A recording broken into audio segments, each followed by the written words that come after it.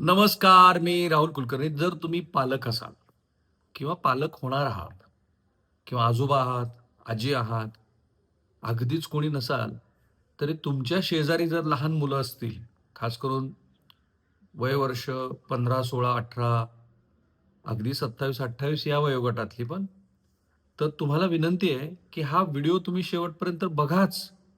पण त्या कुटुंबातल्या प्रत्येक सदस्याला हा व्हिडिओ दाखवा. बातमीच तशी आहे. आणि मी त्याचं फॅक्ट चेक पण केलं. बातमीमध्ये थोडासा ट्विस्ट आहे.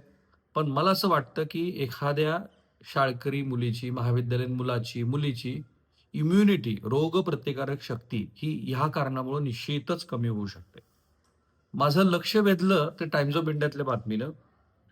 बातमी आहे उत्तर प्रदेशातल्या अमरोहा इथली. अशी आहे, की उत्तर प्रदेशातल्या अमरोहा इथं फास्ट फूड खाण्याच्या आवडीमुळं एका 11वीत शिकणाऱ्या विद्यार्थिनीला आपला जीव गमवावा लागला. फास्ट फूड खाण्याच्या सवयीमुळं. चाउमिन, मॅगी, पिझ्झा आणि बर्गर यासारख्या फास्ट फूडच्या अतिसेवनामुळं या विद्यार्थिनीचं आतडं पूर्णपणे खराब झालं होतं आणि त्याला छिद्र पडलं होतं. प्रकृती चिंताजनक असल्यानं तिला दिल्लीतल्या एम्स रुग्णालयामध्ये म्हणजे भारतातल्या वन ऑफ द टॉप पैकी एका रुग्णालयामध्ये दाखल करण्यात आलं, जिथं उपचारादरम्यान तिचा मृत्यू झाला. अहाना ही वयवर्ष 16 ही अमरोहा शहरातील मोहल्ला अफगाणान इथली रहिवाशी आहे. शेतकरी मनसूर खान यांची ती मुलगी आहे. मनसूर खान शहरातल्या त्या भागात जिथे राहत होते, त्याच्याच शेजारी हाशमी गर्ल्स इंटर कॉलेजमध्ये आहाना 11वीत शिकत होती. कुटुंबातली सर्वात लहान मुलगी होती. तिच्या पश्चात आई सारा खान, एक भाऊ आणि 2 बहिणी असा परिवार आहे. नातेवाईकांनी दिलेल्या माहितीनुसार आहानाला फास्ट फूड खाण्याचं व्यसनच जडलं होतं. घरच्यांनी वारंवार मनाई करूनही ती लपून-छपून चाउमिन, मॅगी, पिझ्झा आणि बर्गर खात होती. सप्टेंबर महिन्यापासून तिची तब्येत बिघडण्यास सुरुवात झाली. तिच्या पोटात सतत तीव्र वेदना होऊ लागल्या. 30 नोव्हेंबरला कुटुंबियांनी तिला मुरादाबाद इथल्या एका खासगी रुग्णालयात नेलं. तिथं तपासणीअंती धक्कादायक माहिती समोर आली. तिची आतडी एकमेकांना चिकटली होती. त्यांना अनेक ठिकाणी छिद्र पडली होती. डॉक्टरांनी या परिस्थितीचं मुख्य कारण सतत केलेलं फास्ट फूडचं सेवन हे सांगितलं. त्यानंतर तिच्यावर सर्जरी करण्यात आली, जी यशस्वी झाली. साधारणतः 10 दिवसानंतर तिला रुग्णालयातून सुट्टी देण्यात आली. मात्र तिच्या प्रकृतीत अपेक्षित सुधारणा झाली नाही. 4 दिवसापूर्वी प्रकृती पुन्हा खालावल्यानं नातेवाईकांनी तिला तातडीनं दिल्लीतल्या एम्समध्ये हलवलं. नातेवाईकांच्या म्हणण्यानुसार एम्समध्ये उपचारादरम्यान तिच्या प्रकृतीत काही प्रमाणात सुधारणा झाली. ती चालू फिरू लागली होती. पण रविवारी रात्री अचानक तिची प्रकृती बिघडली आणि हार्ट फेल झाल्यानं तिचा मृत्यू झाला. आता 16 वर्षाच्या मुलीचा हार्ट फेल झाला तो कारण मल्टिपल ऑर्गन फेल्युअर आपण ज्याला म्हणतो ते आहे. आता मी याची थोडीशी आणखी शहानिशा केली, की बाबा हे खरं आहे का? हे असं झालंय? आणि मग मला असं लक्षात आलं, की तिची रोगप्रतिकारक शक्ती कमी होणं हे त्याचं कारण असू शकतं, पण तिच्या मृत्यूचं मुख्य कारण ते नाही. ही कहाणी अंशतः खरी आहे. पण लक्षणीय अतिशयोक्ती आणि चुकीच्या पद्धतीनं ही जरा बातमी स्प्रेड झालेली आहे. उत्तर प्रदेशातल्या अमरोहा इथल्या ही जी 16 वर्षाची काही वेळेला ते अहाना किंवा अहाना म्हणतात, ही डिसेंबर 2025च्या शेवटी दिल्लीतल्या एम्समध्ये उपचार घेत असताना मरण पावली हे खरं आहे. पण मृत्यूचं थेट कारण अतिरिक्त फास्ट फूड खाण्यामुळं गंभीर आतड्याचं नुकसान झालं असं थेट नाहीये. डॉक्टरांनी तिला सांगितलं, की तिला टायफॉइड झाला होता, जो गंभीर संक्रमणात बदलत गेला आणि आतड्यामध्ये छिद्र, ज्याला परफोरेशन असं म्हणतात, चिकटणं, ॲडेशन्स आणि सेप्सिस आणि अखेर हृदय अपयशामुळं तिचा मृत्यू झाला. कुटुंबानं तिच्या दीर्घकाळापासून जंक फूड खाण्याच्या सवयीचा उल्लेख केला आणि काही प्रारंभिक स्थानिक अहवालांनी आतड्याच्या समस्या या तिच्या जंक फूड खाण्याच्या सवयीशी जोडल्या होत्या आणि म्हणून ही बातमी ही जास्त व्यापक झाली आणि ती चर्चेत पण आली. आता एम्सच्या डॉक्टरांनी फास्ट फूडचा थेट संबंध नाकारलेला आहे. त्यांचं मुख्य म्हणणं आहे, की टायफॉइड असल्यानं भारतात सामान्यतः असलेलं जे बॅक्टेरियल संक्रमण आहे, जे दूषित अन्न किंवा पाण्यानं पसरतं. अनेक सेन्सेशनल हेडलाईनमध्ये जे जंक फूड मारक अशी कथा सांगितलेली आहे, ते तितकंसं खरं नाहीये.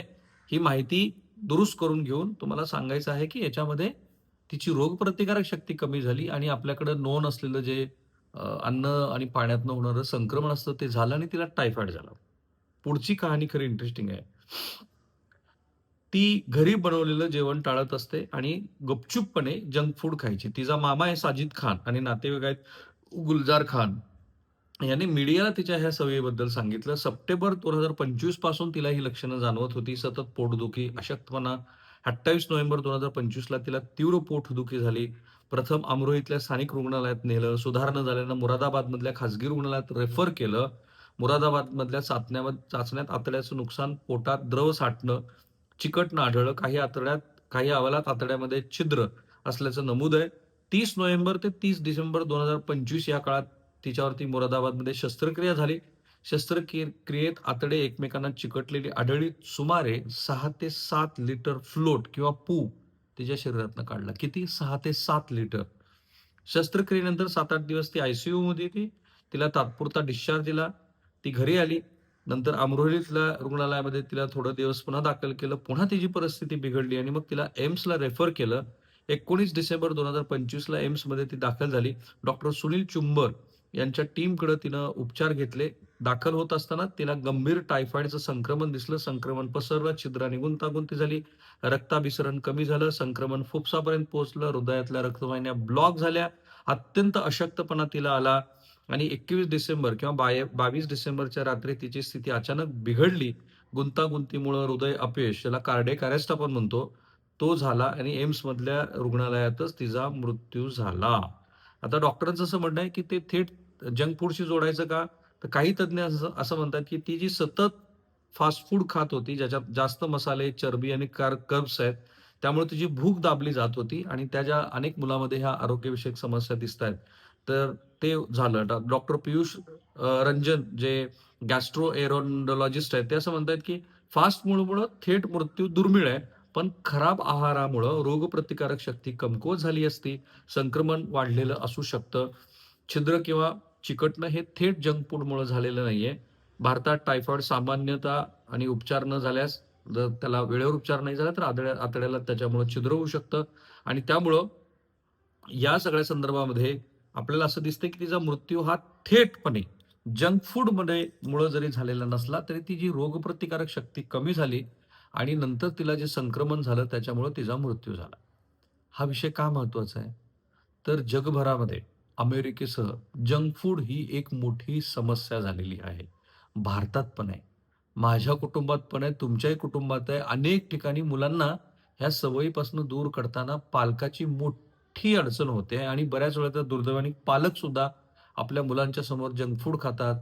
वडापावपासून ते समोस्यापासून ते पाणीपुरी, भेळपासून ते मग आता ह्या ज्या वेगवेगळ्या पद्धतीच्या मी आता काय चायनीज सगळे आयटम सांगितले, मॅगी वगैरे, 2 मिनिट में ती तुमचा कसा घात करते त्याची ही आणखीन कहाणी आहे.